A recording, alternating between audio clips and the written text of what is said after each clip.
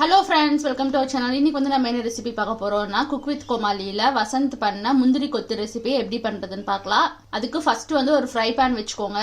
இப்போ fry pan நல்லா சூடானதுக்கு அப்புறமா 1 கப் பாசி பயிர் எடுத்துருக்கேன். இப்போ வந்து இதை சேர்த்திடலாம்.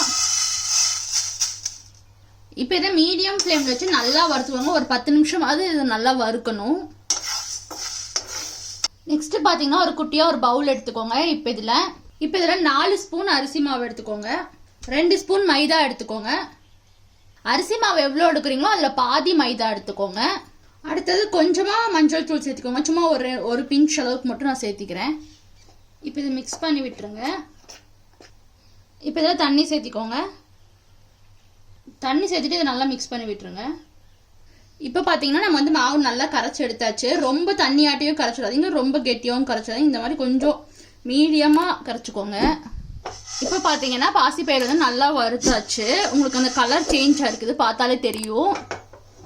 இதை தனியாக எடுத்து வச்சுருங்க, ஆறட்டும்.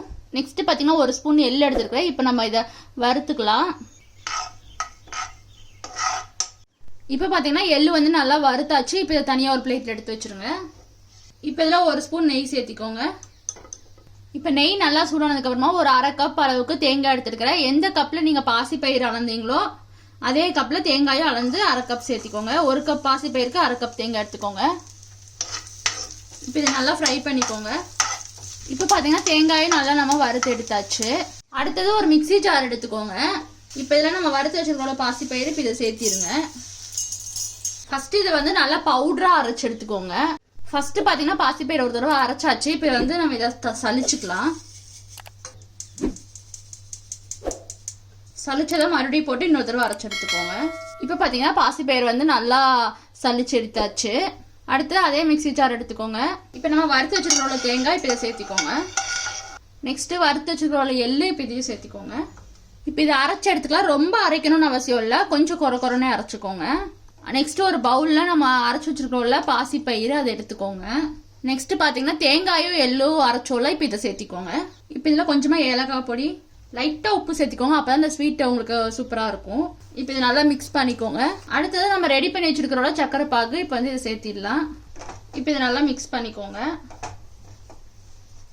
இந்த மாதிரி நீங்கள் வந்து உருண்டை பிடிச்சா உருண்டை வரணும், அந்த அளவுக்கு நீங்கள் பிசைஞ்சுக்கோங்க. சப்போஸ் தேவைப்பட்டுச்சுன்னா கொஞ்சம் தண்ணி சேர்த்து நல்லா பிசைஞ்சுக்கோங்க. நம்ம சேர்த்து அந்த சக்கரை பாவே ஓரளவுக்கு கரெக்டாக தான் இருக்கும். இப்போ வந்து இந்த மாதிரி உருண்டை பிடிச்சிக்கோங்க. எல்லாமே பார்த்தீங்கன்னா இந்த மாதிரி உருண்டை பிடிச்சி ரெடி பண்ணிக்கோங்க. இந்த மாதிரி உருண்டை பிடிச்சி எடுத்துக்கோங்க. அரிசி மாவெல்லாம் கரைச்சி வச்சுக்கிறோம். இப்போ இதுலேயே கொஞ்சமாக ஏலக்காய் பவுடர் சேர்த்திக்கோங்க. இது நல்லா மிக்ஸ் பண்ணிக்கோங்க. அடுத்தது ஒரு கடாயில் எண்ணெய் சேர்த்துக்கோங்க. எண்ணெய் நல்லா சூடாகட்டும். எண்ணெய் பார்த்தீங்கன்னா நல்லா சூடாயிடுச்சு. இப்போ இந்த உருண்டை இருக்குல்ல, இது இந்த மாவில் நல்லா இந்த மாதிரி சேர்த்திக்கோங்க. மாவில் சேர்த்துட்டு இப்படி எடுத்தீங்கன்னா லைட்டாக அது கோட்டாகி வரணும். இப்போ வந்து இது எண்ணெயில் சேர்த்திக்கோங்க.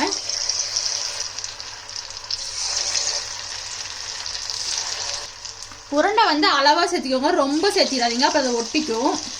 இப்போ இந்த உருண்டையெல்லாம் எண்ணெயில் சேர்த்துனதுக்கு அப்புறமா உடனே நீங்கள் வந்து கலக்கி விடாதீங்க. கொஞ்ச நேரம் ஆனதுக்கப்புறம் கலக்கி விடுங்க. இல்லைன்னா வந்து எல்லாம் ஒட்டிக்கும், இல்லைன்னா அந்த மாவெல்லாம் பிரிஞ்சு போயிடும், அந்த மாதிரி இருக்கும். கொஞ்சம் நேரம் கழிச்சு இந்த மாதிரி கலக்குனீங்கன்னா நல்லா எப்படி ஒட்டாமல் வந்துருக்குதுன்னு பாருங்க. இப்போ இது நல்லா பொரியட்டும். ஏற்கனவே உள்ளே வச்சிருக்கிறதெல்லாம் நம்ம வந்து வறுத்து அரைச்சி இந்த மாதிரி தான் பண்ணியிருக்கிறோம். ஸோ மேலே மட்டும் நல்லா அது ப்ரௌன் ஆனால் போதும். அவ்வளோதான். குக் வித் கோமாளியில வசந்த் பண்ண முந்திரி கொத்து சூப்பராக ரெடி ஆயிடுச்சு. நீங்களும் இந்த வீட்டில் ட்ரை பண்ணி பாருங்க. ட்ரை பண்ணி பார்த்துட்டு எப்படி இருந்துச்சுன்னு சொல்லுங்க. நம்ம மறுபடியும் அடுத்த வீடியோவில் பார்க்கலாம்.